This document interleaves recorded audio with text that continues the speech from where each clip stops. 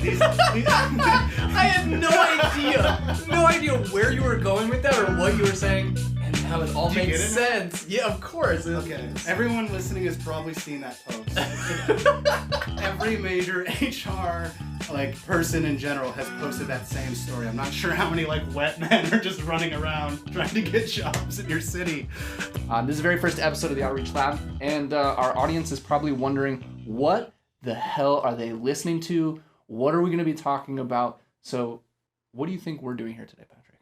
I'm going to tell you what we're not doing here. Okay, Travis. I like it already. We're not going to sit here and say sell value. We're not going to sit here and say run Google AdWords. I don't want you to come out of this and be like, hey boss, I have this awesome idea for a new ad campaign. That's not going to happen. You're going to come out of this podcast and what you're going to feel is community. We are connoisseurs of context. We're going to be talking about all of B2B revenue and its many beautiful children. We got marketing, we got sales, we got demand gen, CSMs, account managers. We love all of you people, and we're going to be talking about that entire world and giving you information that's going to make it easier to exist in that world. Would you say that's a good description of what we're doing? That was beautiful. I can't believe you just improvised that. Oh my goodness. No wonder you're the sales enablement and training manager at PandaDoc. All right, so the Outreach Lab, like Patrick said, we're focusing on outreach, any form of digital communication where you're in business and you're trying to communicate with a prospect or an existing customer. Our very first segment that we're going to open the show with is called Show and Tell, where Patrick and I go through the week and we pick out some of our favorite or least favorite pieces of outreach, whether that's a cold email, whether that's a marketing campaign, whatever it is, and we just kind of riff on it, we talk about it. So to kick it off, I read an article where it was definitely clickbaity in the title, but I couldn't help myself but click it, and it was, why is LinkedIn such a cringe fest? And Patrick, as a guy who devotes his life to LinkedIn, I thought this would be a great one to start off with. The subtitle for the article was, what not to do better with your career, and why is LinkedIn such a cringe fest? It's got a headline image of a dude on a motorcycle who looks super cool. Yeah, and this looks like me. The type of pic you can expect in 2021's LinkedIn, a dude wearing leather gloves on a motorcycle. I have to admit, I chuckled at this article because I do myself find LinkedIn to be kind of like the redheaded stepchild of social media that just gets picked on by Instagram and especially Twitter and... Yeah, real social media. Yeah, exactly. Yeah. Exactly. So, I hear so many other people talking about social selling. You yourself have talked about and led conversations and trainings on social selling. There's obviously value about LinkedIn, but what do you think? You feel like LinkedIn's cringeworthy, bro? Let me tell you a story. One day, I was a hiring manager, and there was an employee that came in, and they were interviewing for our new AE role, and they had just been completely splashed by a puddle. The car drove by, splashed them. It was raining outside, and they ran here. And my boss said, we can't interview this man. He's soggy. We can't. And I said, boss, we have to interview the man. We are HR. And we will believe in the spirit of our employees and our future employees. Agree? ? That's what we've come to on LinkedIn. I had no idea where you were going with that or what you were saying, and how it all makes sense. Yeah, of course. Okay, everyone listening has probably seen that post. Every major HR person in general has posted that same story. I'm not sure how many wet men are just running around trying to get jobs in your city, but it's strange, and it's become this place where we just try to tell this inspirational story that just gets to the lowest common denominator, the most people. It's like pop music. I see LinkedIn as the terrible corporate elevator pop music of social media. Now, Andy Paul is one of the best known consultants. I actually interviewed him for my 5 on Friday podcast. He has a couple 100,000 followers on LinkedIn. Shout out 5 on Friday. Shout out 5 on Friday. Shout out Andy Paul. But he says in this post, quoting himself, which I say is a bold move, well-behaved salespeople rarely make history, unquote, Andy Paul. And then says, don't overthink it, take a risk, break the damn rules. But yeah, I mean, I picked this because like it actually does kind of follow my ethos of like doing the opposite of what you think you should do. There's a quote that says like selling is unnatural, so you have to do the opposite of what your natural instincts are. Like if you think you should do something as an impulse, you're actually wrong in sales a lot of the time, because that's not how people work within this construct that we've made. Because sales has nothing to do with mating, eating, getting water and shelter. It's nothing. So it's this thing we've kind of like forced ourselves into. So you need to be bold and break the rules of like polite society, because like you're not there anymore. I got a great one. It goes, "Hi Travis, I get around 15 to 30 crappy cold emails every single day. I really don't want to be that guy, so I'll keep this short and sweet. I'm the founder of blank. Our number one growth driver is blank. I'd like to do that with PandaDoc too. These are bullets. How about I pay it forward by getting a solid, I don't even know what this was, DR60 backlink for PandaDoc. Reply if you're game, and if not, no hard feelings. Best, Foti." And then it says, "Stalk me on LinkedIn, I won't judge you," as his like underneath thing. And the first thing I did was click his LinkedIn, and then I shared it with my team. And now we're doing backlinks and we're helping this dude out. So what are your takeaways and like instant reactions to this? My first response to this is like, DR60 backlink is definitely made up. That's not real. He's like, can I get you a DR60 backlink? Bro. It sounds like fake. How do you have a job in content marketing? You don't know what a DR60 backlink is. I know DR1 through 59, but as soon as you get to 60. No, but like, that's actually kind of my feedback is maybe if you're sending this to somebody, like cut down to the jargon. I think any jargon in general is a bad idea. I know he's trying to offer a service, but I would just say like, hey, like, this is what a backlink is, even like a short description. I could get you this and it would help you do X, Y, and Z. Like, what does that do for you? True. Maybe explain the value of the offer if the person's not an SEO expert. Also, there's a list here. I don't love lists. Like, whenever I see like bullet points in an email, my immediate thought is marketing. I'm immediately like, oh, this seems like a recap from a webinar with like resources that I can go to. Here's just archive that. Here's the sad truth. When I was helping write sales emails for like whatever SDR teams at PandaDoc and at other jobs I've had, I used bullet points. There you go. I said it. It's out. It's out in the world. Okay. And it happened. But that's actually a weird transition because I have a piece of outreach. Let's do it. Let's jump into it. It's kind of a similar opening, almost exactly the same, which is strange that we both picked. I swear this was not like premeditated. There was no planning done at all, if you can't tell. It says, "Patrick, I'm a sales rep." Good to point that out. This is a cold email. Oh, cool. Now I know where I am. "I totally understand why sales leaders like yourself delete these faster than I delete the spam emails asking me for, quote, financial assistance, unquote." Okay. So kind of a similar opener, right? Like, hey, you get a lot of emails. I see you want to delete these. Yeah. I find that's a really common trope now in sales emails where they're just like point out that they're a sales email. But I like it. I think it works. I don't mind it either. I think it's empathy. I think it will phase out. Going on to the next one. Okay. This is my last one, and for any of you that want to find this, go on YouTube, check this out. KFC and Lifetime's A Recipe for Seduction trailer. Yep. To be honest, I wasn't paying attention at all, and then I heard recipe for seduction. Just watch it real quick. Lifetime original mini movie. You don't answer my proposal, and now you're not answering my call. I think I'm falling for the new chef. Jessica is falling. Okay, so reaction so far. We are now 13 seconds into this is. What do you think?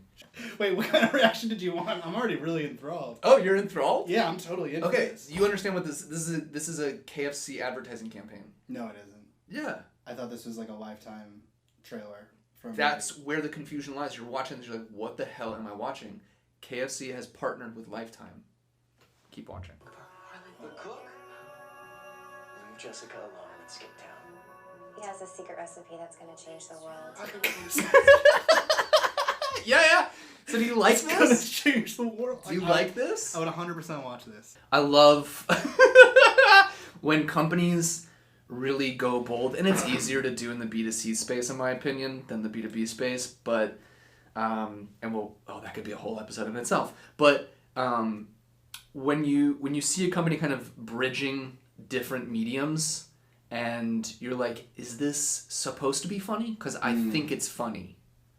Yeah. Well, you speaking as a content marketer, I'm going to speak as a fan of Riverdale and Gossip Girl. Okay. I love this. I really like trash TV, and I love that I'm seeing like content marketing meet trash TV. I'm surprised it took this long, to be honest. That's very true. Yeah. This looks great. Mario Lopez? That's some pedigree. There you go. Like, and we'll share this for other outreach show and tells, but there's something about hitting and missing. Like it's a bold swing, and if you miss, I'm okay with it though. I feel like I'd rather see somebody like really swing for it and do something wild than just do the same thing over and over again. It'll just bore people to death. I agree. Because have you ever seen like a terrible mess that you really enjoyed though? Where you're like, wow. That Like a train wreck of whatever it was. Yeah. Couldn't keep your eyes off it kind of thing. Exactly. I think that's where I struggle in B2B marketing. Like speaking very frankly, and the way it was explained to me when I was like, why don't we do stuff that's more bold? Why don't we do stuff like this? And there was a good response to it, and it was like, it's easier to do it in B2C because you're selling a bucket of fried chicken. Yeah. So if you piss off somebody by doing this, okay, it's 1 bucket of chicken, right? How much does that cost? But if you do something like outlandish and it's offensive in B2B, and all of a sudden you have to understand somebody could lose their job because they bought PandaDoc for their company, and then PandaDoc did something outlandish, and then the CEO of that company is like, you bought this product and they're doing this? Are you out of your mind? You're fired. This next segment is we're going to do a reading of a sales interaction based on a real call with our very own Patrick Downs. I will be playing the role of Patrick, and Patrick will be playing the role of the prospect. This is a dramatic reading of You're Gonna Grab My Throat. Go Michaels! Every part of me just wants to do the same voice as that. Hey, I'm calling for Mike. You're speaking up. Hey, Mike, this is a sales call. Do you want to give me like 30 seconds, or do you just want to hang up? No, I just grab you by the throat and see if your eyes would roll up in the back of your head after I squeeze. Oh my god, you're gonna grab my throat? Click. Okay, and that was a dramatic reading of You're Gonna Grab My Throat. No takeaways, no tactics from that. We just thought you guys would enjoy this call. I will ask one question, what was your thought when this guy said that he's gonna kill you, If essentially? you listen to the actual recording, my original thought was, that's hilarious. I just thought it was really funny. I spent a lot of time cold calling small businesses at Yelp, and that was like a content lead that we accidentally got from like a confused person that owned a gas station that downloaded our webinar by accident. Content leads, they're the worst. What are you gonna do about it? Unfortunately, they are. And he just this guy that owned a gas station was like, "Why are you calling me?" And it just made me laugh. The whole situation. I thought was funny. I mean, I think I've never been threatened that someone would physically harm me on a call. I've definitely been like, please don't call back here anymore. My son or daughter's not interested in attending your college. We've already spoken with somebody. So I've gotten aggressive stuff. And I think maybe you have a thicker skin than me, because I was definitely like, oh, I fucking hate myself. I know, and that's why you're in marketing. So. Yep. We are here with the CEO of PandaDoc, Mikita Mikado. Mikita, we're so happy to have you as our very first guest. Thank you so much for joining. Welcome. We hope this doesn't get us fired or banished from PandaDoc. I'm just messing around, man. It's a great honor to be the very first. The very first. And we're just going to jump right into this, Mikita. Is there a commonly held belief as being a CEO that is popular and people kind of go to as their wisdom that you disagree with? Is there a popular belief about being a CEO? Well, for the purposes of this podcast, and assuming that a lot of people who are going to watch it are in sales, um, CEOs typically don't make all the decisions, um, and yeah, we don't buy everything that businesses consume. um, I know you were gonna talk about the about um, different outreaches and stores there, and yeah, that's that's kind of the impression I get, that there's a common misbelief that by recruiting software, um, outsource software development, and blah blah blah blah blah, and a bunch of other things. And I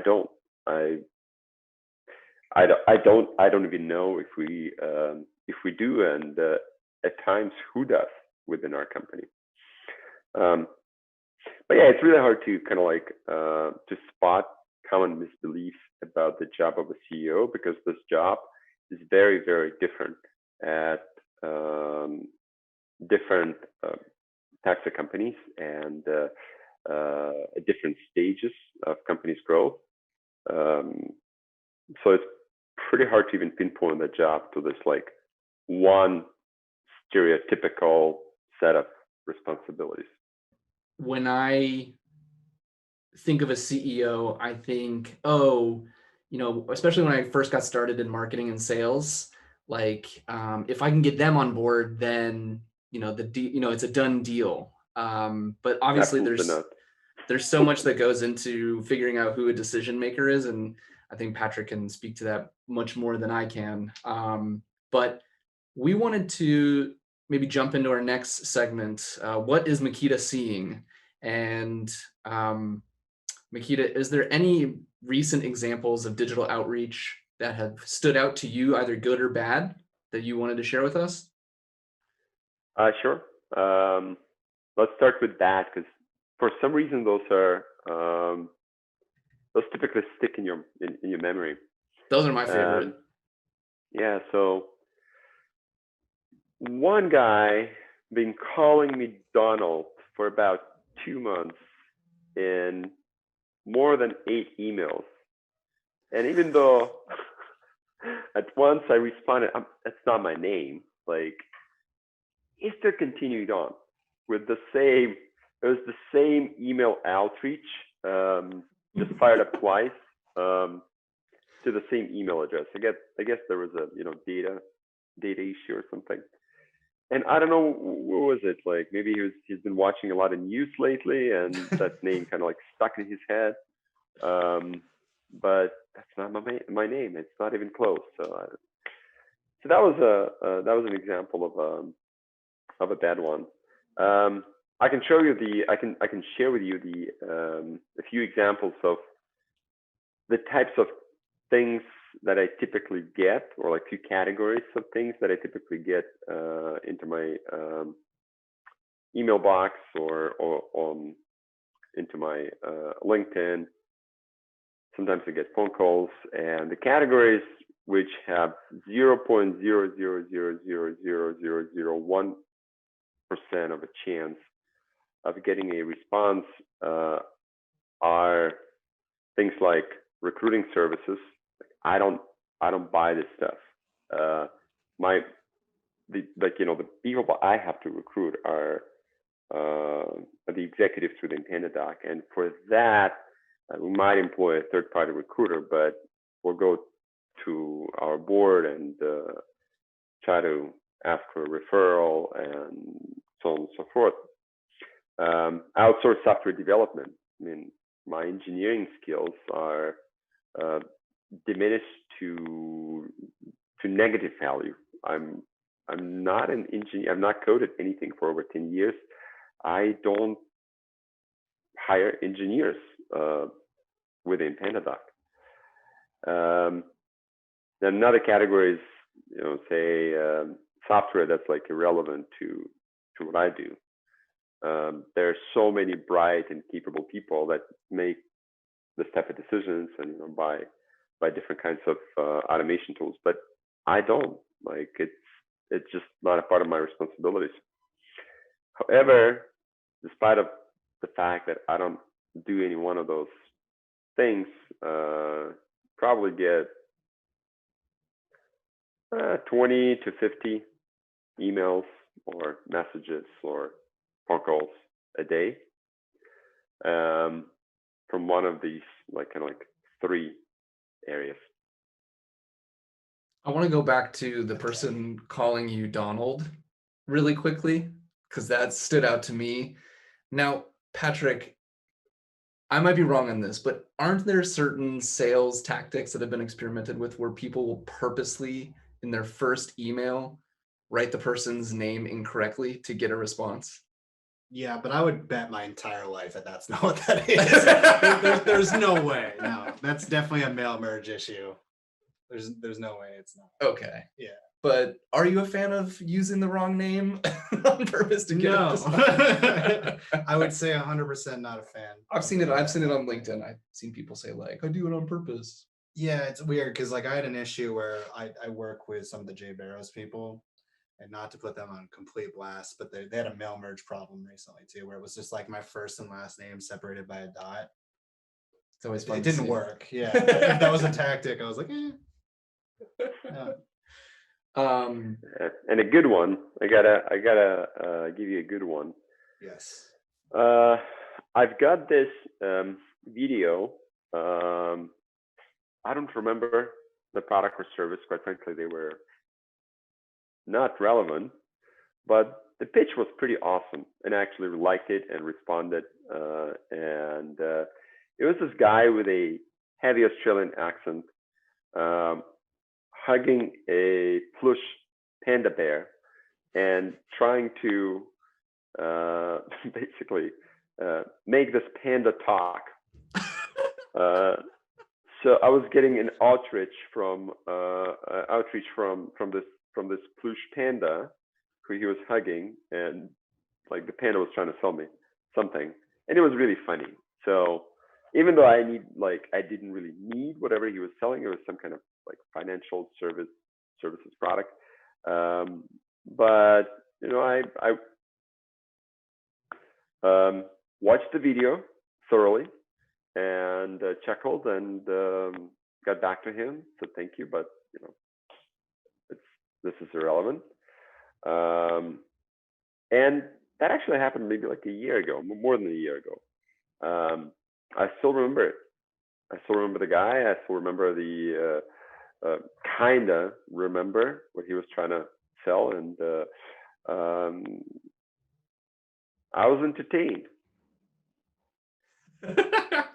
At the very least, you were entertained. I've never heard of Yeah. somebody doing puppetry to get somebody's attention. That's a new one for me. Mikita, we put out on Slack internally and then on our LinkedIn's as well that we were going to be interviewing. And so we had a couple people pose their questions to us. And then we're going to just throw them at you and we'll see what you think. All right, so the first question comes from Dovid. He is an AE on the HVT team here at PandaDoc. And he wrote, if possible, I would like to ask Mikita about important personal lessons he has learned during his entrepreneurial career. Most important lesson that I learned, I think, is that my job is, as long as we're growing, as long as the market is changing, my job is going to change year over year, quarter over quarter. It's going to be different. And if I want to be capable of doing this job, I have to be open to change as well. I have to be flexible, nimble, and try to learn as much as possible. So yeah, being open to change and being open to adapt and learn something new is I think is a very important, valuable lesson that this job taught me. Would you say that you've become more flexible in the last few years? And if so, why? Yeah, I did. Why? Well, when you break your neck a few times for not being flexible enough, then you start kind of like realizing, oh, maybe some agility wouldn't hurt here, some flexibility wouldn't hurt here. So I think that's the reason why. Cool. All right. Thanks, David, for your question. Yeah. Next one comes from Adam S. from We Are Multiply. His question for you, Mikita, is do versus delegate. How do you decide and get those items done? I think, in other words, how do you decide what you want to delegate and what you want to work on yourself? This is a tough one. I don't have a framework or, frankly, a very good answer to this question. The thing that I try to use when make such decisions is subconscious, and I try to delegate as much as possible, but when that subconscious tells me that this particular thing better be done by you versus someone else, then I go ahead and do it. I think one of the reasons I struggle in management roles, as I have in the past, of like overseeing teams, is I want to do everything myself, and I have a hard time asking people. I think it's just my personality where I feel guilty asking people to do stuff, especially if it's like something I don't want to do and they probably don't want to do either. And so I think that can be tricky. Like, I don't know if there's this notion that you have to have a thick skin to be a leader, or like if you need to be okay with people not liking you sometimes. Yeah, I was having this conversation today about, I assume things I don't like that other people also don't like. So I don't like taking tests, so I wouldn't always give tests in some of my trainings. Like, I don't like when people tell me what to do, so I don't want to tell other people what to do. And I think a lot of people do that. They take their personal feelings about a thing and are like, that's not effective or that won't work, which isn't necessarily true. It's like, not some people like direction. Like, yeah. I want you to tell me what to do. That's true. I was like, oh, oops. Sorry about that.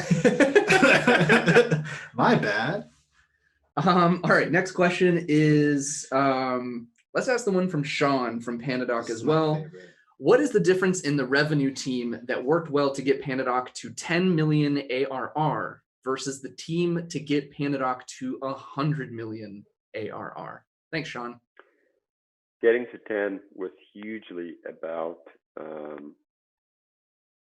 the individuals we had on the team and their talents. It was mostly about them.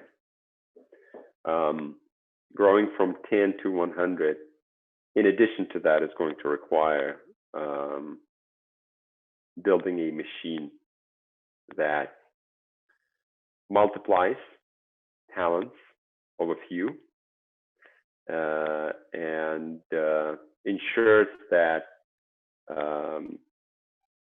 there is an army of talented people, and the people that come in fresh, learn quickly,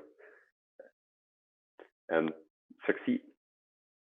So yeah, 0 to 10 was hugely about individuals and their talents. 10 to 100 is going to be hugely about that plus the system we build around it.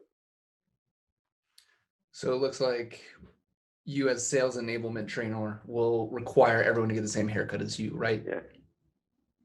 Okay. I think it's more like we just get an LMS. I think that'll help. That's the kind of thing I think he's talking about. No, what I was trying to say is it's all on you, Patrick. I feel great. An army of Patricks running around. That's also going to keep me up at night. Think about it too hard. All right. Let's wrap it up with one more question.